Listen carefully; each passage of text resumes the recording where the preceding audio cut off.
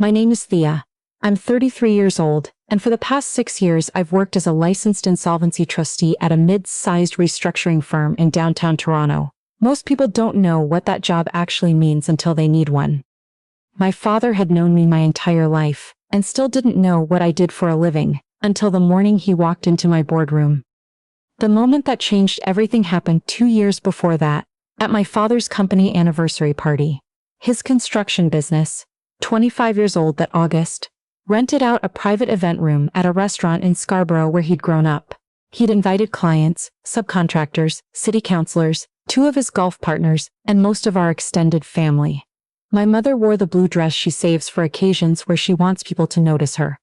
My brother gave a short speech that got a standing ovation. Then my father stood up.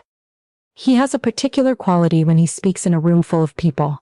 A weight to his voice, like he's used to being listened to. He thanked clients, praised his crew, told a story about nearly losing a contract in 1999 that got the right kind of laughs. And then, near the end, he gestured toward our table, toward me, and smiled. "I'm proud of my son for building this company alongside me," he said. "And I'm proud of my daughter, who has very generously decided to spend her career helping companies that couldn't quite figure it out the way we did." A few people chuckled. A few others looked at me with that particular expression, sympathy dressed up as amusement. I smiled back. I picked up my sparkling water. I did not say a word. My father wasn't being deliberately cruel. That was almost the harder part. He genuinely believed he was being generous, acknowledging me in his speech at all. In his version of the story, I'd tried a few things, settled into something quiet and indoor, and that was fine. His son ran job sites. His daughter did paperwork. What he didn't know, what he'd never bothered to ask, was that the paperwork I did had once saved 68 jobs at a manufacturing plant in Brampton in under 4 months. But I'm getting ahead of myself. I grew up watching my father build things, literally. Weekends at job sites in Scarborough and Pickering and Markham, running around half-finished structures while the crew joked with me and slipped me extra granola bars from their lunch coolers. My father talked about the business the way some people talk about a sports team, with the kind of devotion that made everyone around him feel it too. By the time I was 12, I knew the difference between a load-bearing wall and a partition. By 16, I could read a basic construction schedule. The summer after my second year of university, I worked for him. I thought it would be exciting.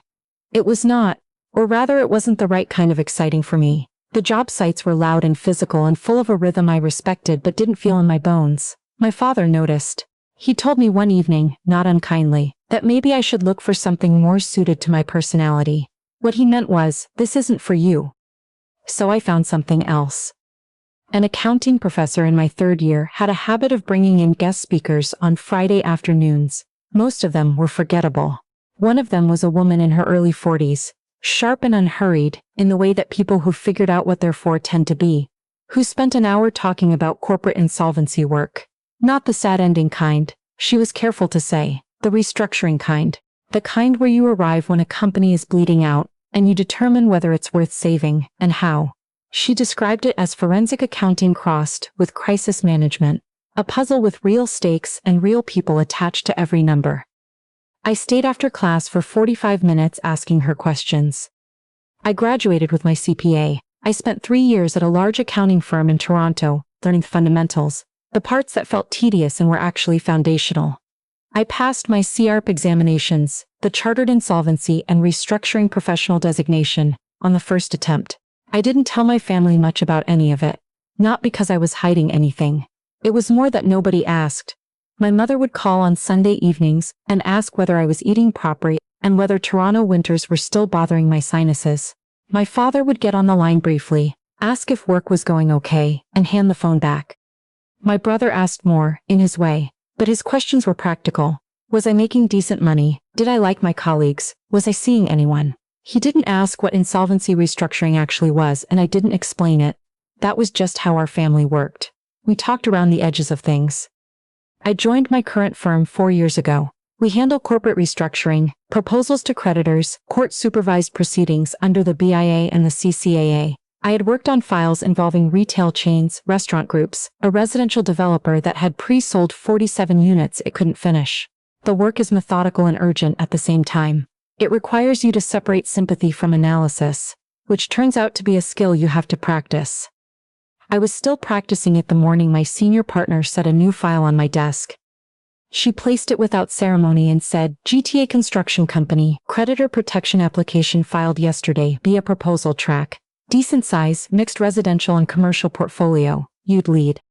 I opened the file. The company name on the first page was my father's. I sat very still for what felt like a long time. Then I went and knocked on my partner's office door and disclosed the conflict. She looked at me carefully. She asked whether I could be objective. I told her I didn't know yet, and that I thought that was the honest answer. She said she appreciated that. After a few minutes of quiet deliberation, she said that disclosure was noted, that I could step back entirely, or I could stay on the file with full transparency and documented oversight. She would review my recommendations directly. I thought about the 68 jobs at the Brampton plant. I thought about the names I'd just seen in the file. The foreman who had once explained rebar spacing to me while I ate a granola bar at age 10. I thought about my father, who had never in his life asked me to explain what I actually did. I said I'd stay on the file. That week, my mother called to invite me to her birthday dinner. A restaurant in Markham, the kind of place my father likes, because the parking is easy and they know his name. I almost declined. Then I thought it would look strange if I did, and I went. My father arrived 15 minutes late, which he always does because he takes calls until the last possible moment. He looked at me across the table, really looked, in a way he rarely does anymore, and said, "You look different. New job?" My mother said, before I could answer, she still does that same thing. Something to do with companies in trouble. My father nodded once and reached for the bread basket. My brother glanced at me across the table. I gave him the smallest possible shake of my head. Nobody asked anything else. Driving home along the 401 that night, I passed the Scarborough exit, the one I would have taken to reach my father's company headquarters. And I thought about the file sitting on my desk, about the fact that the man who had spent 25 years building something real had no idea that his daughter was now the person who would determine what happened to it. The work began in full the following Monday.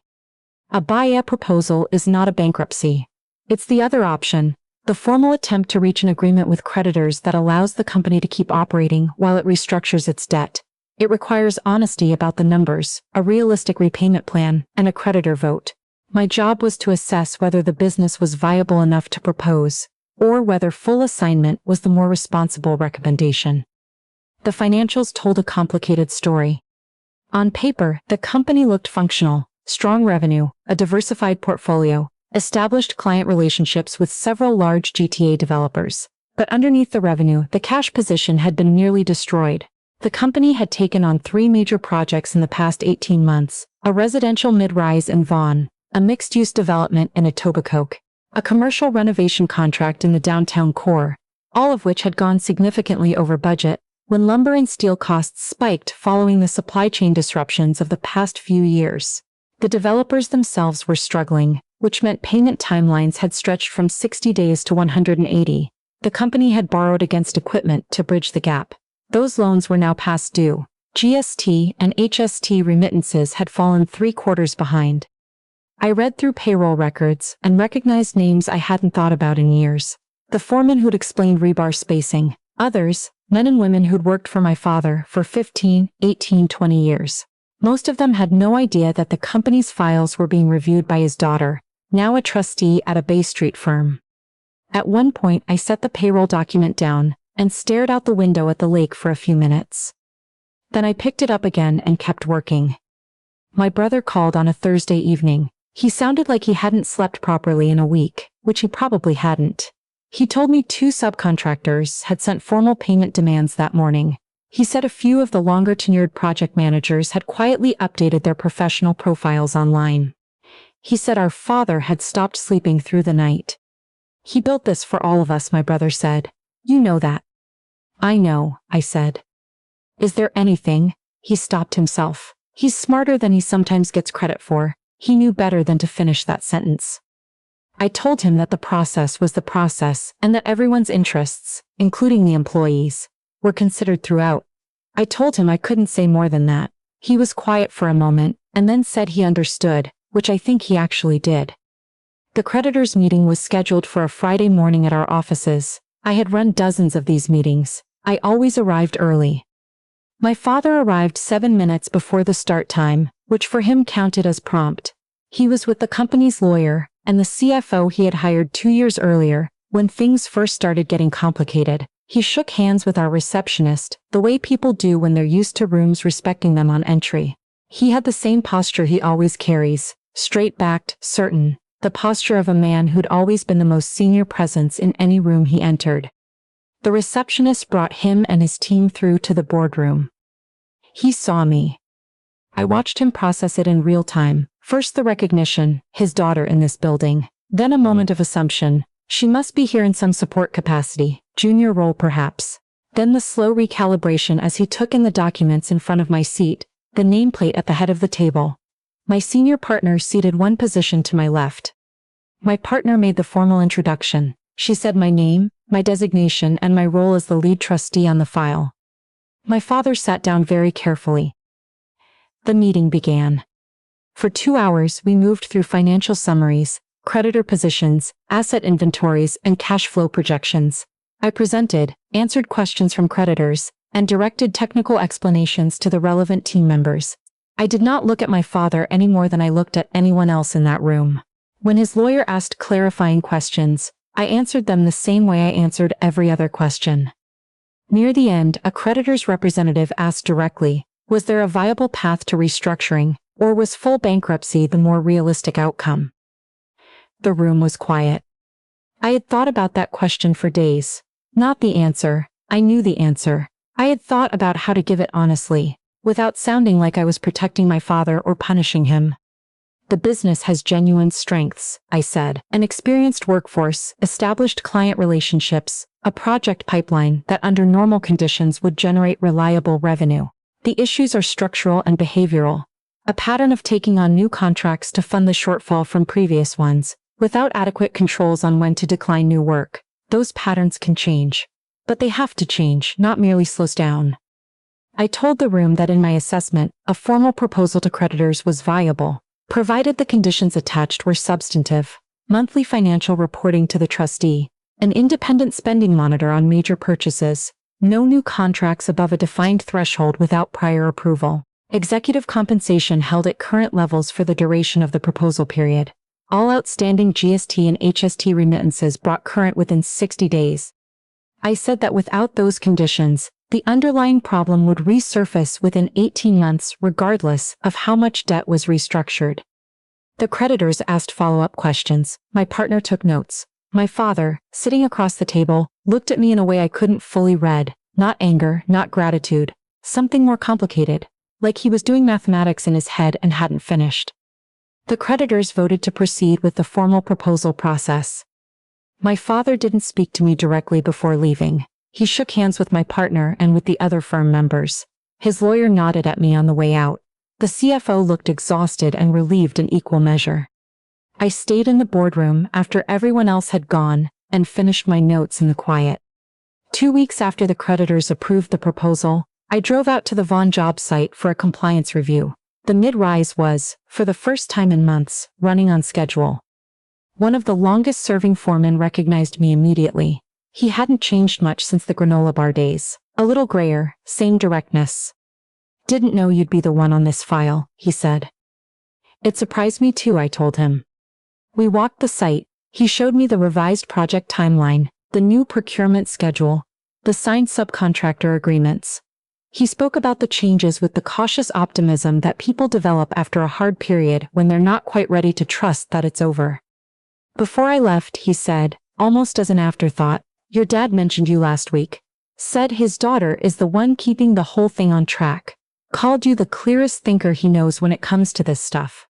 He said it the way people say things they don't know are significant, casually, already moving on to something else. I stood in the parking lot for a moment after he walked back to the site. That comment was not an apology. It wasn't a conversation. It was something my father had said to someone else when I wasn't there, without any expectation that it would reach me. I thought about the anniversary party. About the way the room had chuckled at his speech. About my mother saying I did something with companies in trouble. As though that were a description complete in itself. I drove back to the city without calling anyone. The months that followed were quieter than I expected. The company operated under the proposal conditions. My firm conducted monthly reviews, progress, overdue payments being cleared, project timelines stabilizing, the cash position improving by small measurable degrees. The foreman from the Vaughn site sent brief updates every few weeks to the compliance inbox. I recognized his writing style. I stopped asking myself whether my father regretted the anniversary party speech. The question felt less important the further I got from it, which I took as a sign that something in me had settled. I'd spent years carrying a low-grade version of that question. When does someone realize they were wrong about you? The answer, it turned out, was usually sideways and partial, rarely direct. Partial was enough if you'd stop needing it to be complete. My brother came to Toronto for a conference in the spring. We had dinner at a Japanese place near my flat. He talked about the company carefully, in a way that acknowledged but didn't cross into anything he knew I couldn't engage with professionally. At the end of the evening, he said, "I'm sorry we never asked what your job actually was." I told him I hadn't explained it well either. "You shouldn't have had to explain it," he said. "We should have asked." It was the most direct thing anyone in my family had said to me about any of it. I appreciated him for saying it, and I appreciated even more that he said it simply and then let the subject go. The formal proposal was successfully completed 11 months after filing.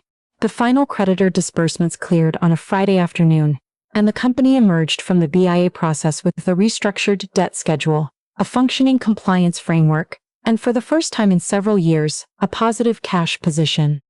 A few weeks later, a restructuring conference in Toronto invited my father to join a panel on business resilience in the construction sector. My firm had been asked to co-sponsor the event. I attended in a professional capacity and sat toward the back with no particular intention of being visible. The moderator asked the panel about what business owners most frequently underestimate. My father spoke about financial discipline in a way that would have been useful to hear several years earlier. He talked about the difference between revenue and solvency, about learning to say no to contracts when the underlying cash position couldn't support the upfront costs. He talked about the specific ways that growth can disguise instability until there's nowhere left to hide. Then the moderator asked what had been the hardest part of the past 2 years. He paused. I've seen my father pause before a room full of people before, and it usually means he's selecting between prepared answers. This pause was different. The hardest part, he said, was sitting across a boardroom table from my daughter and realizing she understood my own business better than I did. The room was quiet in the specific way rooms get quiet when someone says something that wasn't on the program. I had spent years being proud of what I'd built and not paying enough attention to what she was building. That was a failure of mine, not hers, and I think, he stopped, cleared his throat. I think I'm still figuring out how to say that properly. He didn't look toward me. There were 200 people in that room, and he had no way of knowing I was one of them. I stayed in my seat until the applause had passed and people began moving toward the reception. Then, I gathered my things and took the long way out through the atrium, where the late afternoon light was coming through the glass in long, low lines across the floor. I thought about something my mentor told me in my first year of this work, something I've never quite let go of. She said that the most common mistake in a restructuring isn't the event that caused the crisis. It's the conversation that should have happened 18 months earlier. The admission that should have come before the creditors started calling. Most restructurings succeed not because the underlying problem disappears, but because someone finally decides to be honest about it. My father had arrived at that honesty eventually. Not in the way I might have scripted it, not with the words I might have chosen for him, but in his own way, in his own time, without being cornered into it. That turned out to be enough. I drove home along the Gardiner as the last of the daylight finished its business with the lake. Traffic near the DVP, so I took a different route through Leslieville. I passed the coffee shop where I used to study for my CRP exams. Always at the same window table, always in the early morning before the other regulars arrived. The owner still has the same hand-lettered sign in the window that she did 6 years ago. I notice it every time I pass. I've been promoted twice since that anniversary party. My caseload now includes files that come to me specifically, referrals from law firms and creditor groups who know the work I do. I've helped restructure a regional grocery chain, a mid-size hospitality group, and a commercial printing company that had been in the same Mississauga family for 3 generations. My father called last month, on a Sunday afternoon. He didn't mention the conference or anything he'd said there. We talked about a new project his company had taken on. The right size, he was careful to note, fully funded, payment schedule confirmed before signing. He asked me, offhandedly, whether the contract terms he described sounded reasonable from a financial structuring standpoint. I told him they did. He said good, and the conversation moved on to other things. It wasn't the most significant exchange we've ever had. It was ordinary and brief, and entirely without ceremony, but he asked. He asked because he had decided, at some point, that my opinion on these things was worth having, and he'd reached that conclusion without anyone prompting him to. After we hung up, I sat for a while at my kitchen table with the phone in front of me. Some things arrive as grand moments, a public speech, a formal apology, a declaration in a room full of people, and some things arrive as a Sunday afternoon phone call from a man who spent years not asking and has quietly started to. In this work, I've learned that both kinds of arrival count. The question is whether you're still waiting around for the grand version when the quieter one has already come and gone. I wasn't waiting anymore. That, more than anything else, felt like the thing worth keeping.